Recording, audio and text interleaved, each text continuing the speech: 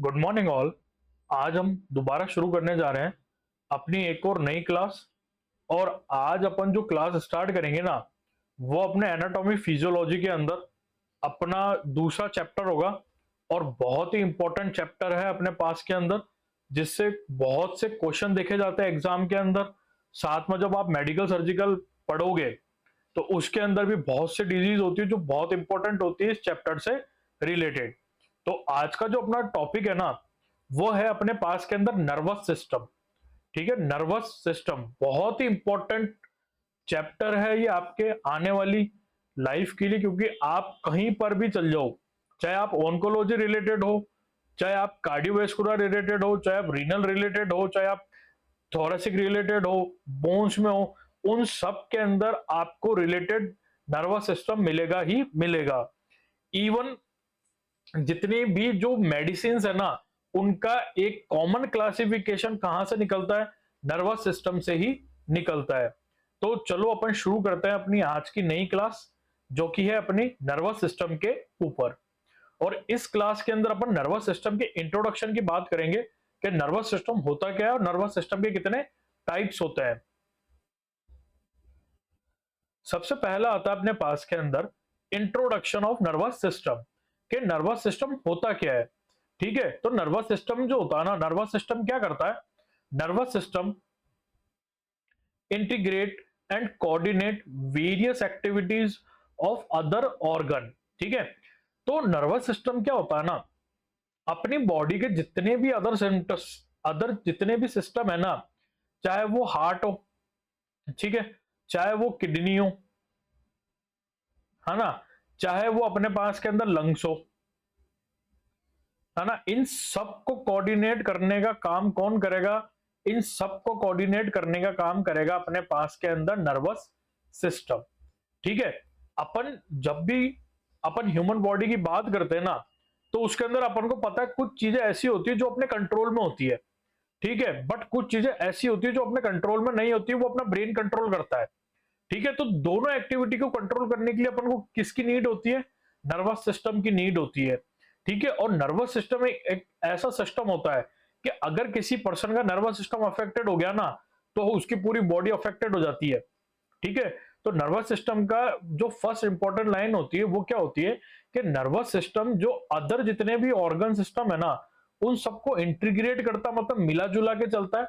साथ में उनको कोऑर्डिनेट करवाता, मतलब समन्वय, कि एक दूसरे के साथ में कैसे एक साथ काम करना ना, उसको भी कौन मेंटेन करेगा? नर्वस सिस्टम मेंटेन करेगा।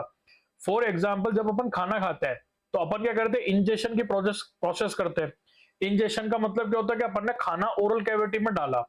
ठीक है, अब आपका हाथ ने खाने का जो पार्टिकल है उसको लिया, ओरल कैविटी में डाला, तो किसने काम किया? मसल ने काम किया, बोन ने काम किया। ठीक है, उसके बाद आपने क्या करा? उसको ओरल कैविटी में डाल दिया। अब ओरल कैविटी में जाने के बाद में च्यूइंग प्रोसेस होगी। ठीक है, च्यूइंग कौन करेगा? टीथ करेंगे। बट उस टीथ को चलाने के लिए क्या चाहिए? मसल चाहिए। अब जब वो ये काम करेगा तो आपके क्या क्या सिक्रीट होगा? सलाइवा सिक्रीट होगा। तो इन सबको काम एक ही मैनर में होता है कि जैसे ही फूड का जो पार्टिकल है वो ओरल कैविटी में गया, ऑटोमेटिकली टीथ उसको चबाना शुरू कर देंगे with the help of muscle. और साथ में क्या होगा? उसी टाइम सिक्रीशन स्टार्ट हो जाएगा। तो मोटार फंक्शन और सेंसरी फंक्शन दोनों एक साथ काम हुआ, और उसको मेंटेन किसने किया? नर्वस सिस्टम ने किया। तो इसलिए अपन क्या बोलते हैं कि जो नर्वस सिस्टम है ना, वो इंटीग्रेट करता है और कोऑर्डिनेट करता है किसको? अदर ऑर्गन सिस्टम्स को। ठीक है, दूसरी क्या लाइन आती है इसके अंदर? It control muscle contraction, secretion of hormones from gland, ठीक है, rate and depth of respiration, ठीक है, cardiac activities and gestational activities, है ना। तो इस लाइन का मतलब क्या हुआ कि आपके जो मसल है ना, उसको कॉन्ट्रैक्ट करवाना है या उसको डायलेशन मतलब रिलैक्स करवाना है, कौन मेंटेन करेगा? नर्वस सिस्टम मेंटेन करेगा। सिक्रीशन ऑफ ग्लैंड, है ना, कि किस ग्लैंड का कब सिक्रीशन रिलीज होगा ना, उसको कौन मेंटेन करेगा? नर्वस सिस्टम करेगा। ठीक है, नर्वस सिस्टम कैसे, अगर मैं आपको इसको समझाना चाहूं ना, हॉर्मोन्स को, तो अपने पास के अंदर आती है हाइपोथैलेमस।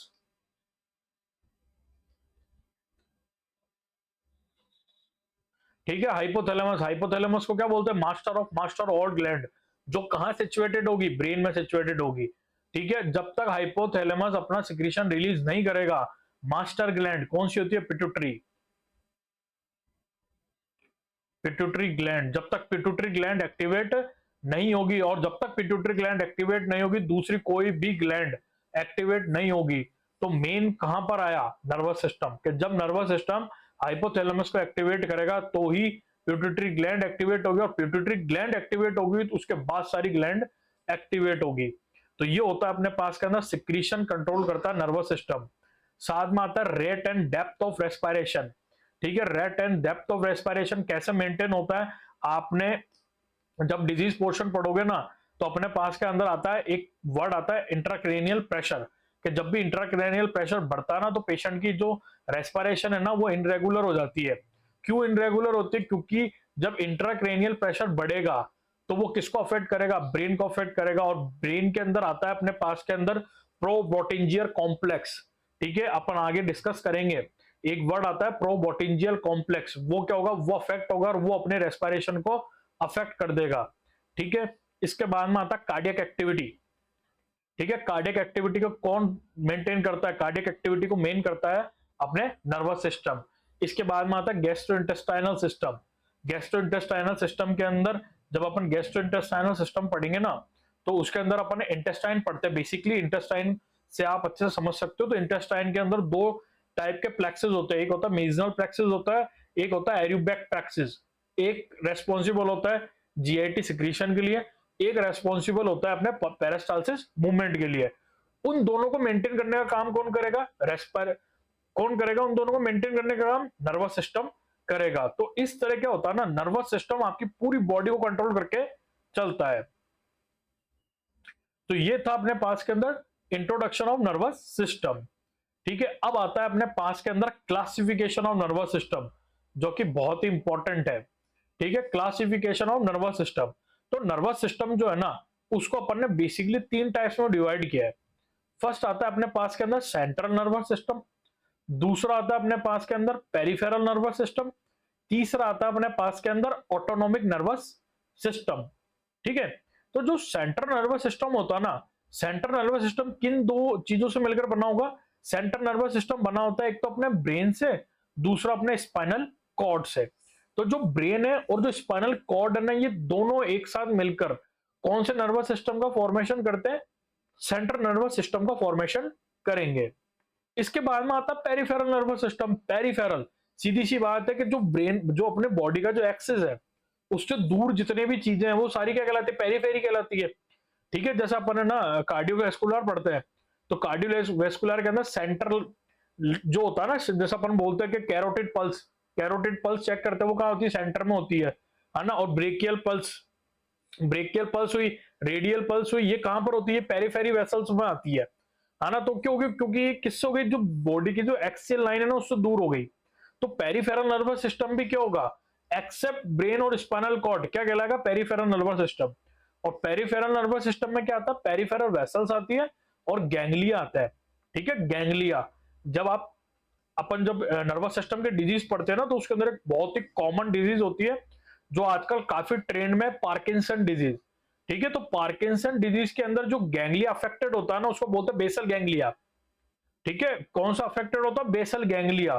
तो गैंग्लिया भी बहुत इंपॉर्टेंट होता है अपने नर्वस सिस्टम के अंदर।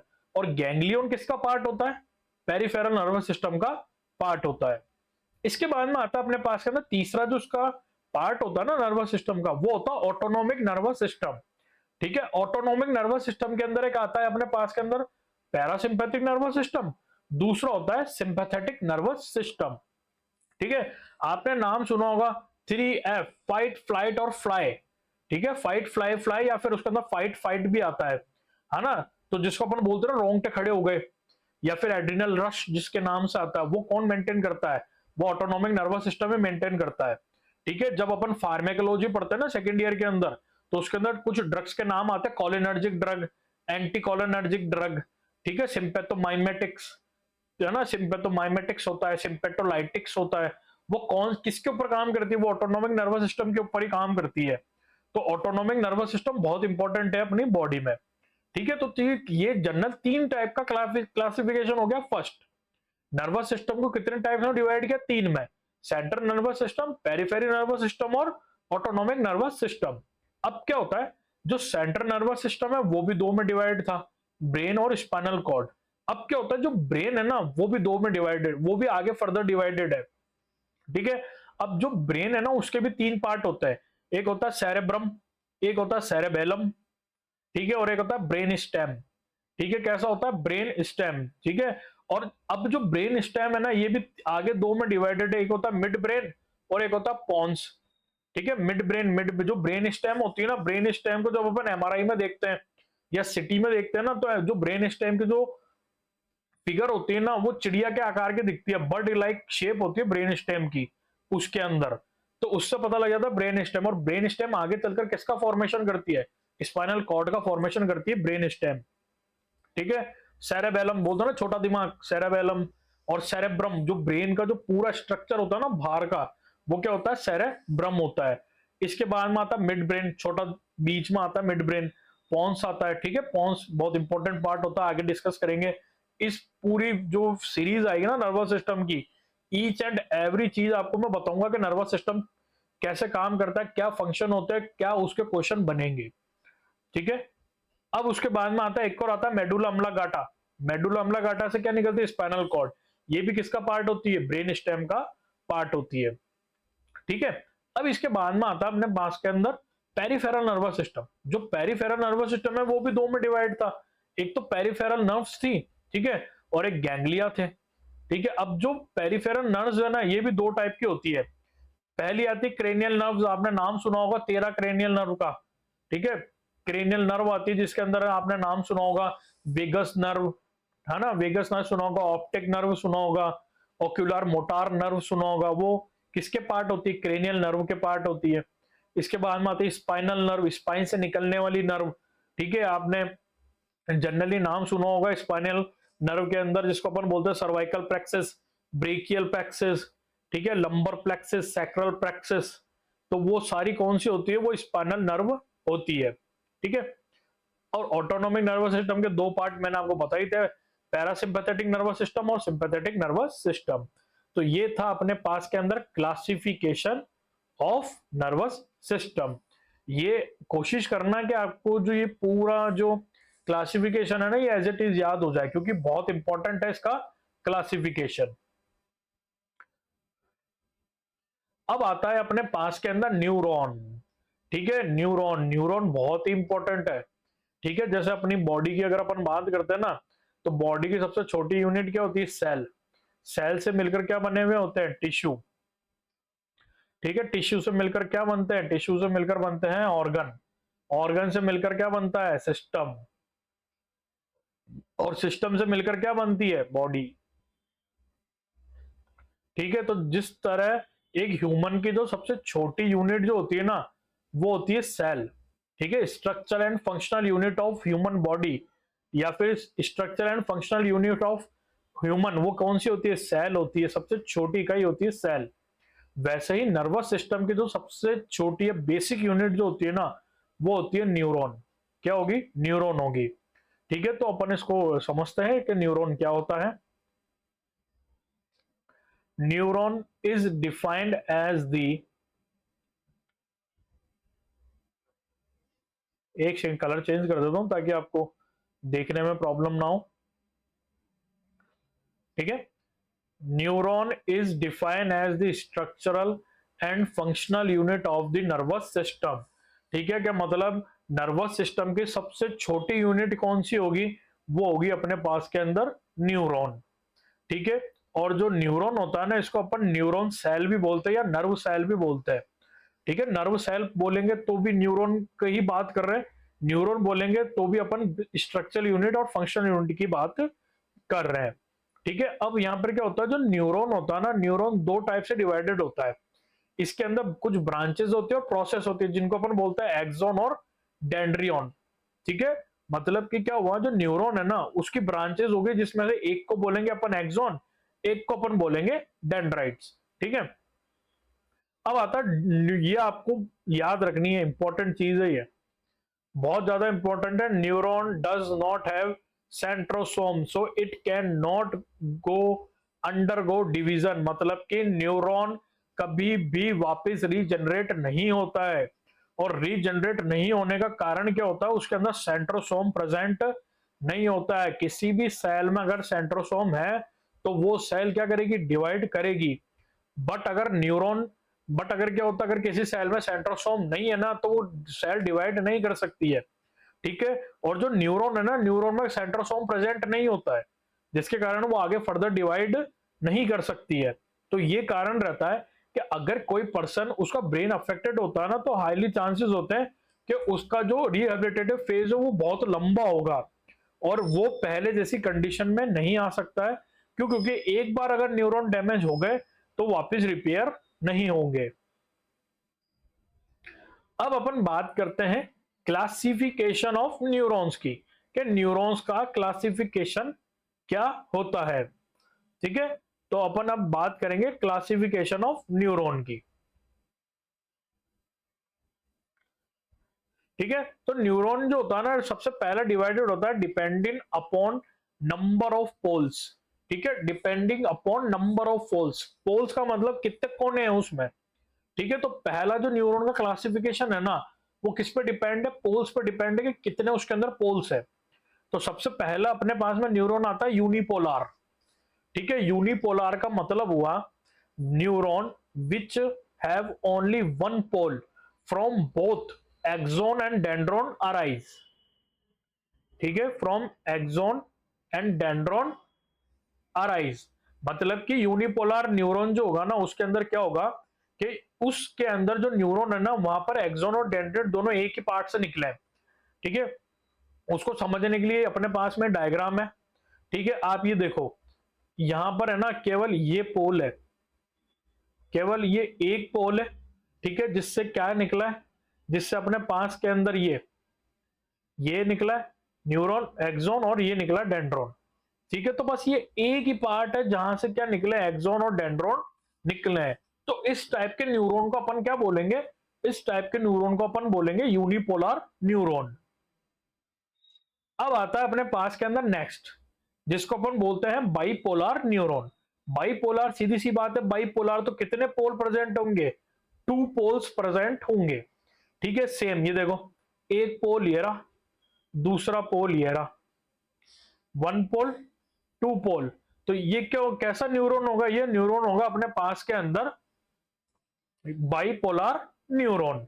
ठीक है, अब आता है अपने पास के अंदर तीसरा टाइप है, उसको अपन बोलते हैं मल्टीपोलर न्यूरॉन।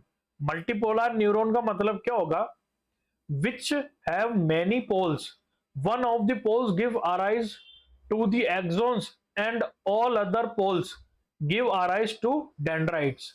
मतलब कि जो मल्टीपोलर न्यूरॉन है ना, इसमें कितने पोल प्रेजेंट होंगे, मल्टी। ठीक है, एक न्यूरॉन से तो एक्सोन रिलीज हो जाएगा। ठीक है, बाकी जितने भी पोल्स है ना, वो सारे क्या रिलीज करेंगे, डेंड्राइट्स को रिलीज करेंगे।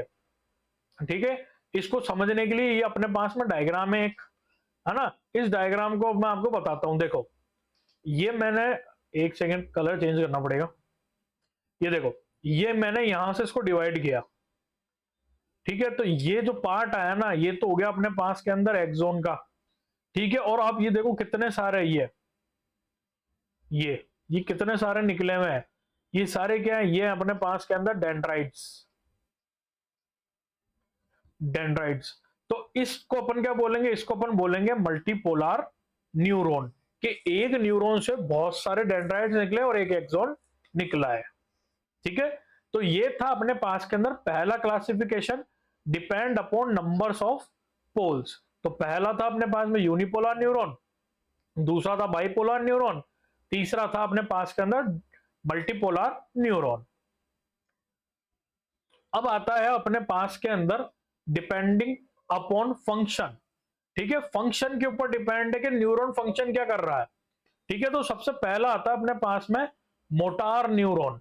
ठीक है, मोटार न्यूरॉन, जिसका दूसरा नाम होता है इफरेंट न्यूरॉन। आप इस वाले क्लासिफिकेशन को इंपॉर्टेंट करके पढ़ लेना, बहुत ही इंपॉर्टेंट है ये अपने पास के अंदर। ठीक है, तो मोटार न्यूरॉन और उसका दूसरा नाम क्या होता है, इफरेंट न्यूरॉन। ठीक है, ये क्या करता है, which carry the motor impulses from central nervous system to the peripheral effector organs like muscle glands और ब्लड वेसल्स। ठीक है, तो इसका मतलब क्या हुआ कि ये जो न्यूरॉन है ना, ये क्या करेगा, ये ब्रेन से सिग्नल लेके जाएगा। ये क्या करेगा, ये ब्रेन से सिग्नल लेके जाएगा, है ना। और कहां तक लेके जाएगा, ऑर्गन, जो ऑर्गन इसको वर्क करवाना है। ठीक है, जैसे अपने पास के अंदर ये क्या है, ये मसल है अपने पास के अंदर एक, ठीक है, और ये क्या है अपने पास के अंदर, ये है न्यूरॉन। ठीक है, ये बीच में इसके क्या बना, इसका जंक्शन, जिसको अपन बोलते हैं साइनेप्स। ठीक है, तो अब क्या होगा, जो इंपल्स होगी ना, वो अब अपन यहां पर ऐसे लिख देते हैं, ये ब्रेन।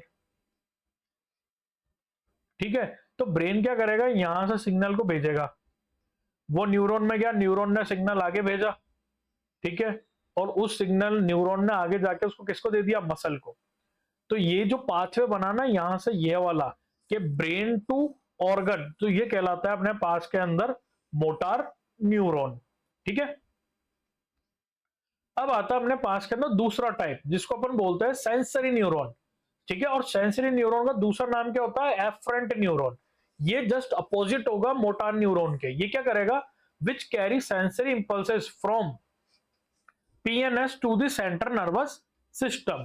ठीक है, सेंट्रल नर्वस सिस्टम तक ये चीजें पहुंचाएगा। कैसे पहुंचाएगा, फॉर एग्जाम्पल अपन ले लेते हैं ये हैंड, हैंड का एग्जाम्पल ले लेते हैं कि हैंड से सिग्नल गए किसके पास में, स्पाइन के पास में।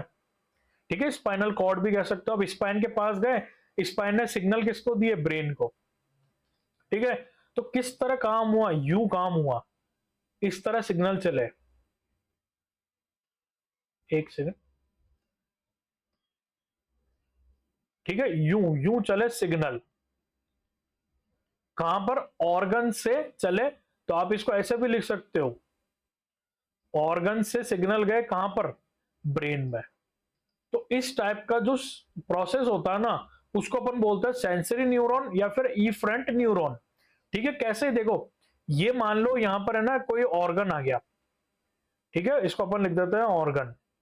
यहां से ऑर्गन से यहां पर सिग्नल गए। ठीक है, ये यूनिपोलर न्यूरॉन ने उसको ट्रांसफर किया किसमें, अलग आगे दूसरे न्यूरॉन में, और उसने उसको भेज दिया ब्रेन में।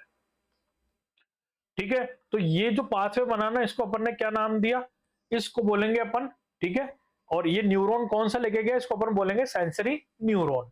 ठीक है, तो ये थे अपने पास के अंदर second classification, depend on function. अब अपन इस क्लास की समरी देखते हैं कि अपन ने इस क्लास में आखिर पढ़ा क्या।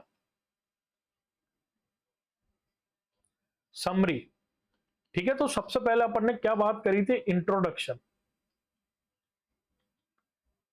इंट्रोडक्शन की अपन ने बात करी थी कि इंट्रोडक्शन क्या होता है, नर्वस सिस्टम का।